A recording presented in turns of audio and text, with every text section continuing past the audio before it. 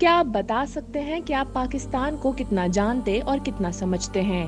گرد و پیش دہشت گردی، انتہا پسندی، فرقہ واریت، کرپشن، لوڈ شیڈنگ اور مہنگائی، یعنی اچھے حوالے کم ہی ہوں گے۔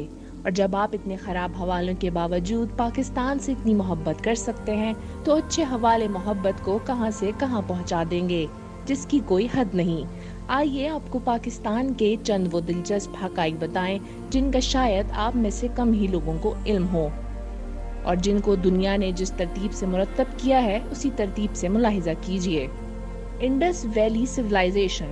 وادی سندھ کی تہذیب انڈس ویلی سویلائزیشن کا شمار قدیم مصر اور میسوپوٹیما کے ساتھ دنیا کی 3 قدیم ترین تہذیبوں میں ہوتا ہے۔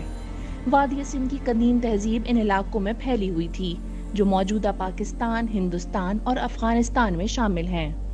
دنیا کے اولین غسل خانے، نکاسی کے لیے ڈھکی ہوئی نالیاں اور شہر کی تعمیر میں شہری منصوبہ بندی کے جدید اصولوں کا اطلاق وادی سندھ کی قدیم تہذیب کے ترہ ہائے امتیاز ہیں۔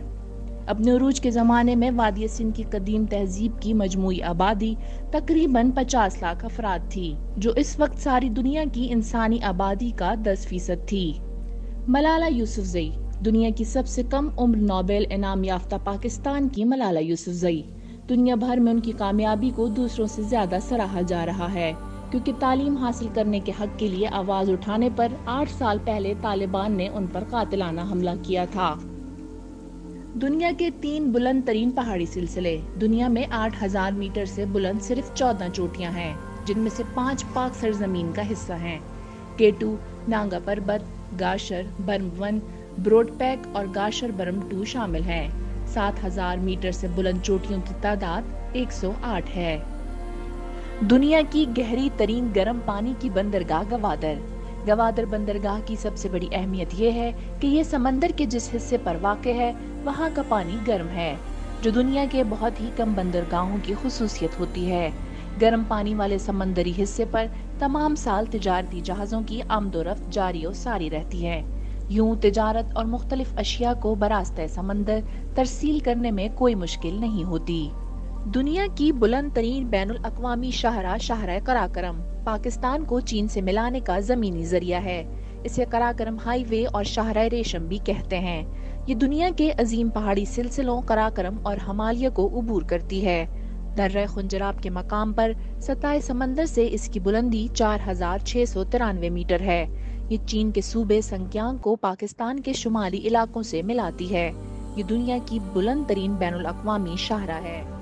دنیا کی سب سے بڑی رضاکارانہ عیدی ایمبولینس سروس۔ عبدالستار عیدی نے پاکستان میں دنیا کی سب سے بڑی رضاکارانہ ایمبولینس نیٹ ورک کی بنیاد رکھی تھی۔ عیدی نے 20 برس کی عمر سے نہ صرف لاکھوں پاکستانیوں بلکہ بیرون ملک بھی امدادی سرگرمیاں سر انجام دی ہیں۔ سیالکوٹ کے ہاتھ سے بنے فٹ بال۔ دنیا بھر میں ہاتھ سے تیار کیے جانے والے فٹ بالز کا 70% حصہ سیالکوٹ میں تیار و برآمد کیا جاتا ہے۔ پاکستان کا نہری نظام۔ دنیا کا سب سے بڑا نہری نظام پاکستان میں ہی پایا جاتا ہے۔ یہاں کی 43% آبادی کا پیشہ زراعت ہے اور ملک کے 47.3% رقبے پر زراعت کی جاتی ہے۔ زرعی نظام کا بنیادی جز پانی ہے اور قابل کاشت اراضی کو پانی فراہم کرنے کے لیے پاکستان میں نہری نظام تعمیر کیا گیا ہے۔ دریائے سندھ پاکستان کے نہری نظام میں ریڑھ کی ہڈی کی حیثیت رکھتا ہے۔ انگریز سرکار نے قریباً نصف صدی قبل مختلف مقامات پر دریائے سندھ سے نہریں نکال کر اور بند باندھ کر زرعی اراضی کو پانی فراہم کرنے کے لیے نہری نظام قائم کیا، جو آج دنیا میں سب سے بڑا نہری نظام مانا جاتا ہے۔ دنیا کی دوسری بڑی نمک کی کان کھیوڑا۔ کھیوڑا میں موجود نمک کی یہ کان جنوبی ایشیا میں قدیم ترین ہے اور دنیا میں دوسرا بڑا خوردنی نمک کا ذخیرہ ہے۔